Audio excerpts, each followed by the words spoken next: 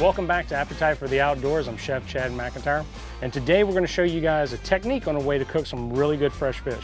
Today we're going to use some speckled trout, and we're going to do a blackening on the speckled trout. Now you can use any fish you'd like. This right here just came to us a couple days ago, so it's nice and fresh.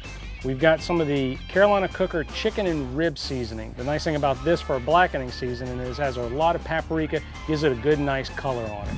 What we're going to do is we're going to liberally coat our fish with our seasoning. And don't be shy, we're going to shake some of this off before we put it in. And then next what we're going to do is we're actually going to dredge it in a little bit of flour right here. And that's going to help it to not stick to the pan. And then we've got a large cast iron pan over high heat, and put a little bit of olive oil on here. Depending on the thickness of the fish, you want to give it about a minute or two on each side. And just be careful when you turn it, because this oil that we've used is really, really hot and it can splash on you. This is a dish you want to do in a well-ventilated area. We're able to do this outside today, so we don't have to worry about that issue.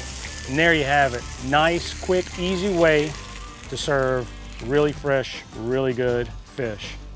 And as always, it's great to take wild game in the outdoors, but it's even better to incorporate it into a dish.